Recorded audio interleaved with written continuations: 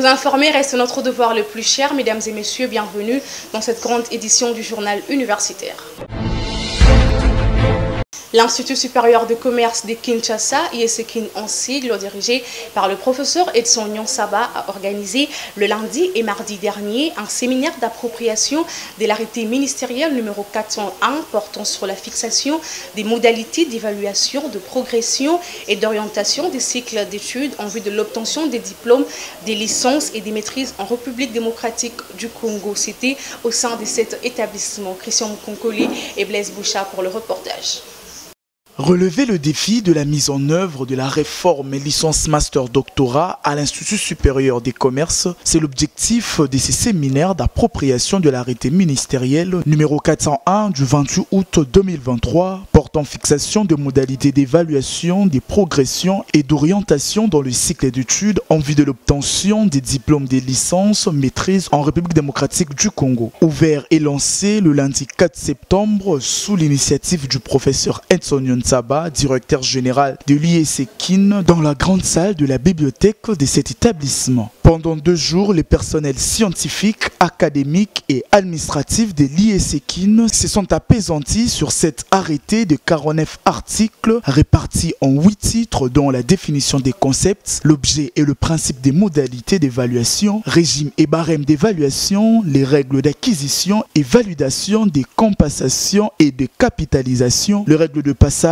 de redoublement et d'orientation, les précisions sur les jurys des délibérations et les travaux d'intégration, l'archivage des résultats et les dispositions transitoires et finales. Chose qui va matérialiser la mise en œuvre du système LMD, comme le souligne le directeur général de l'IESEKIN, le professeur Edson Nyonsaba. Aujourd'hui, nous venons de nous approprier de l'arrêté qui donne les précisions sur la réforme LMD dans ses détails en ce qui concerne la gestion académique. Il va s'en suivre la numérisation de la gestion académique qui est déjà en cours avec nos experts maison en collaboration avec les techniciens du ministère. Nous travaillons sur la modernisation de nos auditoires, les équipements numériques. Et tout ceci n'est possible qu'avec l'adhésion de toute la communauté.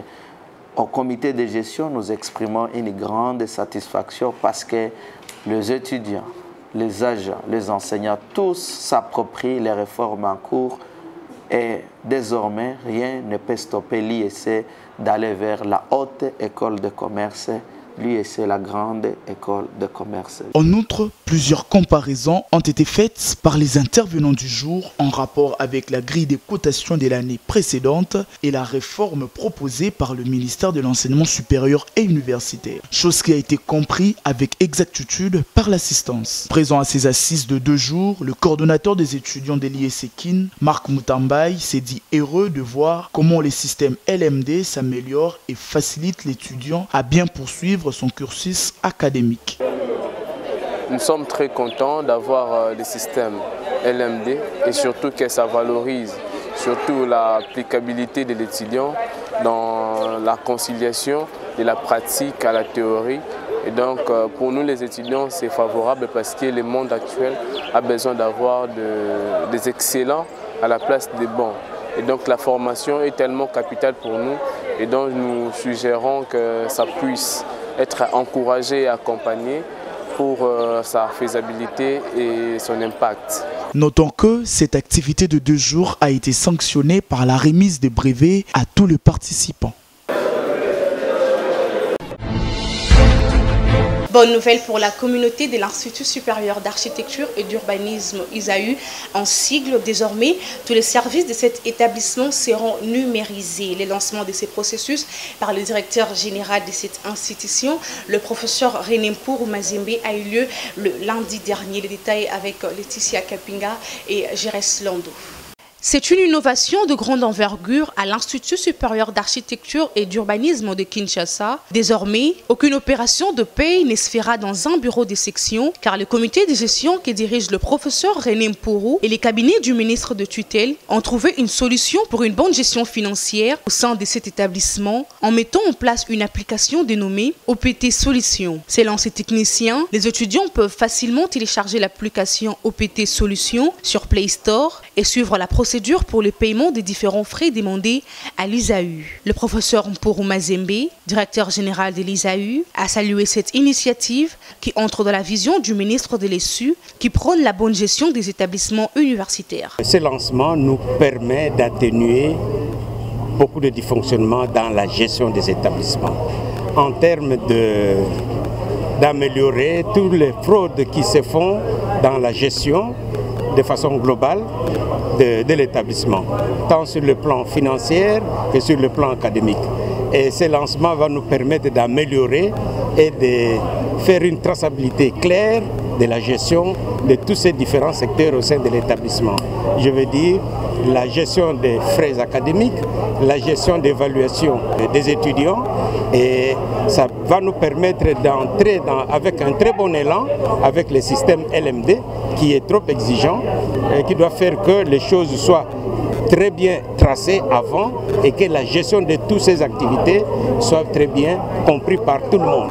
Parce que la gestion n'est pas seulement la question des gestionnaires, mais c'est tout le monde qui doit participer dans la clairvoyance au sein de cette gestion de l'établissement. Les conseillers du ministre de tutelle en charge du numérique n'est pas resté indifférent pour relever les avantages de cette innovation. Ce que nous venons de lancer s'inscrit dans le pilier que nous appelons gérer autrement dans le système LMD. C'est-à-dire, nous voulons supprimer l'intervention de l'homme entre les paiements de l'étudiant et la constatation de son paiement, pour ainsi lutter contre le phénomène qui est appelé faux bordereau. Il y a lieu de retenir que la gestion financière accompagnée du numérique doit dorénavant être exécutée autrement à l'ISAU, ont souligné le membre du comité René Mporo à la grande satisfaction de toute la communauté. Parlons de nouveau de la cérémonie de collation des grades et clôture de l'année académique 2022-2023 à l'Université protestante au Congo. 233, c'est le nombre de lauréats lancés sur le marché d'emploi au cours de la dite cérémonie organisée le week-end dernier à la cathédrale du centenaire protestant. Reportage de Valongolu et Nene Wambenga.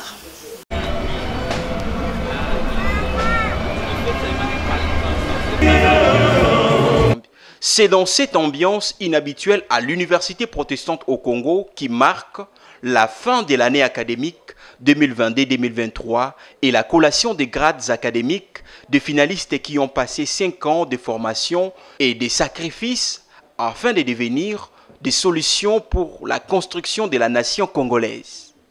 Le professeur Mampunza Mamiezi, recteur ad interim de l'UPC, a demandé à l'assistance d'observer une minute de silence à l'endroit de Monseigneur professeur Ngoïbolia, recteur de l'UPC décédé au mois de février dernier pour le loyal service rendu à cet alma mater. Poursuivant son discours, le recteur AI de l'UPC a fait savoir à la communauté universitaire que le calendrier académique a été bel et bien respecté malgré les contraintes du système LMD. L'UPC a un projet de construction d'un bâtiment administratif et autres auditoires. Tour à tour, les différents doyens des 5 facultés ont proclamé le résultat de la première session, dont 10% des réussites sur l'ensemble, soit 233 lauréats pour la première session.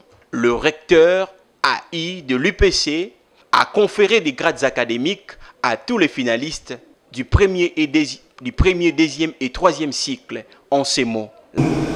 Professeur Dr Mampunza Mamiezi Samuel, recteur à l'intérim de l'Université protestante au Congo, en vertu des pouvoirs qui nous sont conférés par le synode national de l'Église au Congo et par le règlement organique de l'Université protestante au Congo et conformément aux dispositions légales en matière de collation des grades académiques, conférons le grade aux candidats précités. En vertu de quoi, nous leur remettons les présents diplômes et déclarons que les intéressés ont la jouissance des avantages que confèrent les grades précités. Notons que la Fondation Aoudji a remis quelques bourses d'études aux meilleurs lauréats du jour à la grande satisfaction des parents et invités. Mesdames et messieurs, nous sommes arrivés à la fin de cette grande édition du journal universitaire. Si vous l'aviez aimé, dites merci à Christian Chipamba qui était derrière la caméra. Une réalisation de Djibril Nzouzi et Emmanuel Lema. Une édition assurée par Julia Niabita et Exosima Panga, assistée par Cosma Longue, toujours sous la coordination d'André Mouchongo Machara. Quant à moi, je vous dis au revoir et bonne suite de programme sur nos chaînes partenaires.